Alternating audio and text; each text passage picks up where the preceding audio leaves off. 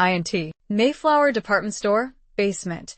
Night the flashlight beam cuts through the darkness, revealing a flooded basement. Ben Carson, dressed in his security guard uniform, wades through the murky water, his boots squelching with each step. The air is thick with the scent of mildew and decay. Ben, muttering to himself, "What the hell happened down here?"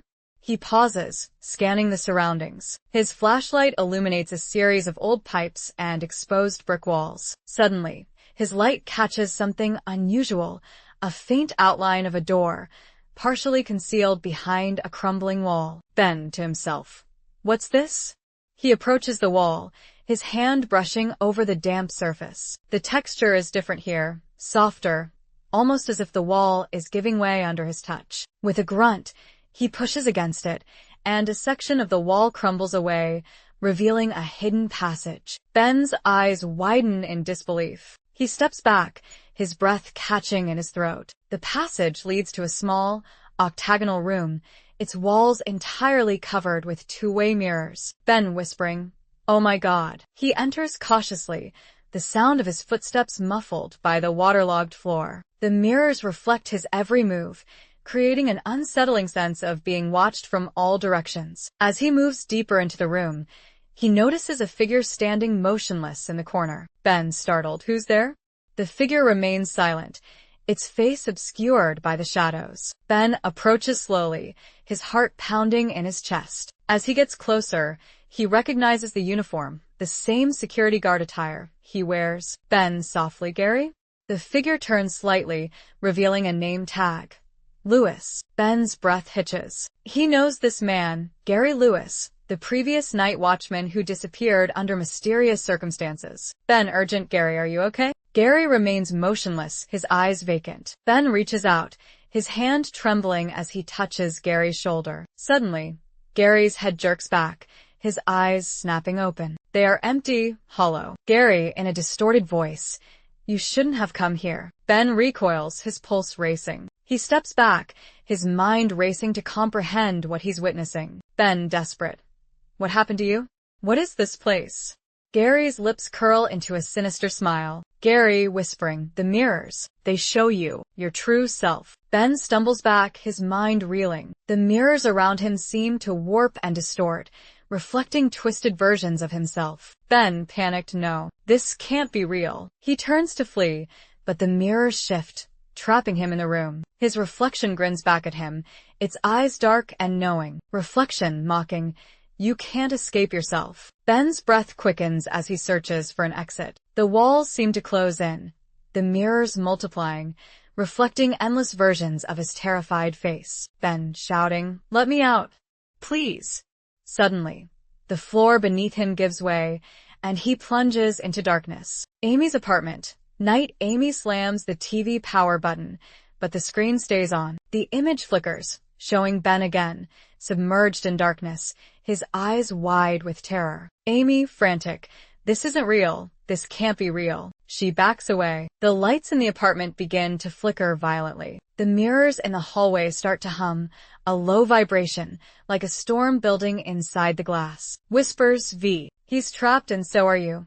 Amy runs to her desk and pulls out Ben's old case files from his time with NYPD. Among the papers, photos of the Mayflower building, a map of its basement layout, and a name underlined repeatedly asterisk, Anna Essex, INT. Library archives. Day. Amy sits at a microfilm machine, scrolling through old newspaper articles. She stops at one headline from 1952.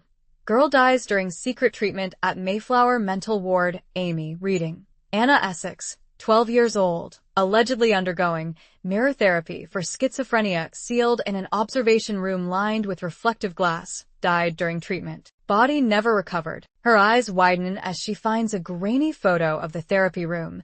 It's the same octagonal mirrored chamber Ben found in the basement. INT. Mayflower department store. Night. Amy, armed with only a flashlight and determination, makes her way through the ruins of the store. She finds the hidden door in the basement. It creaks open. Inside, darkness. The same eerie, flooded room. The air is cold enough to sting her lungs. Amy, calling out Ben, "Are you in there?"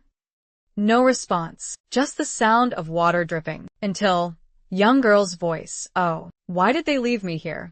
Amy whirls around. In the mirror, a pale girl in a hospital gown. Her eyes are empty. Her mouth slowly stretches into a too-wide grin. Girl in mirror, they said I was broken, but the mirror showed them the truth. Suddenly, Amy is yanked forward, the glass pulling her hand in like it's made of liquid. She screams, trying to pull away, but her reflection has switched sides. Amy real.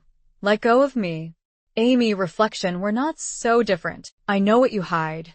2. The mirror shatters, spraying the room with shards, but in the broken glass, dozens of eyes remain, watching. INT. Mirror realm.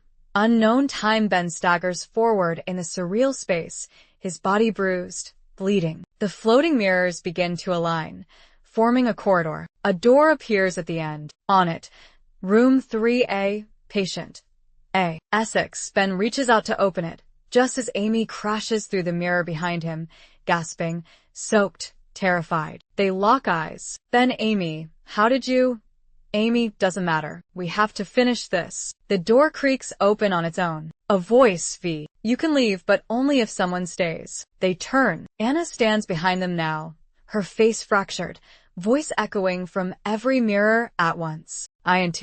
Room 3A. Mirror realm. Ben and Amy step into the room. It's identical to an old psych ward cell. Cold, clinical, but perfectly mirrored. Every surface reflects them from endless angles. At the center of the room, a rusted medical chair, strapped and stained. Sitting in it, or what's left of her, is Anna Essex, a twisted, child-sized corpse with skin like broken porcelain and eyes like obsidian. Her mouth barely moves when she speaks, but her voice fills the room. Anna, they locked me here, so I became the room. Amy, you were just a child. You didn't deserve this. Anna, neither did you. But you both lied, hid things in the dark. The mirrors, they show what's real. Suddenly, the mirrors pulse, scenes flashing across them.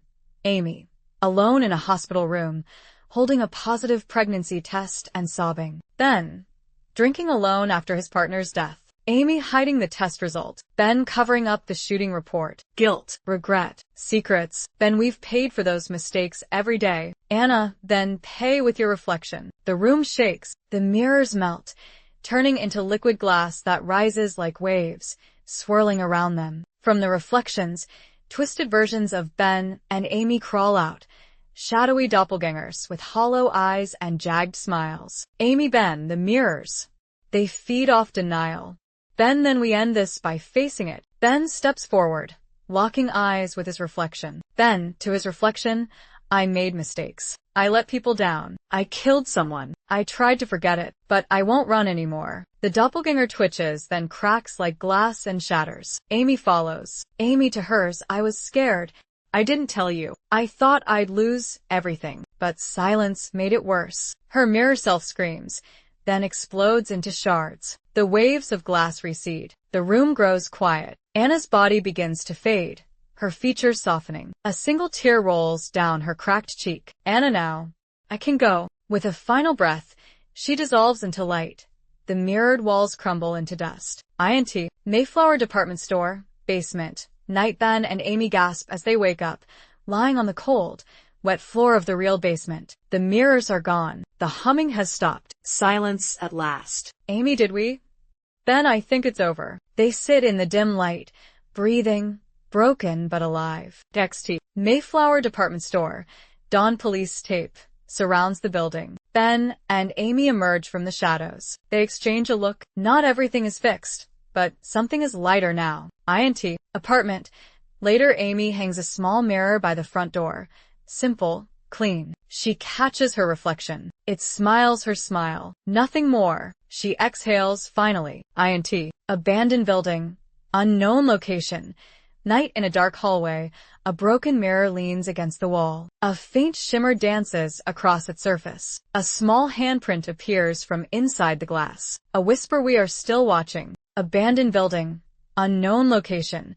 Night, the hallway is silent. Dust floats in the air like ash. A cracked mirror leans forgotten against a wall. For a moment, nothing. Then a ripple. A small handprint presses against the inside of the glass. From the other side, a soft whisper echoes through the darkness. Whisper, V. We're still watching. The mirror flickers, then goes still. Darkness.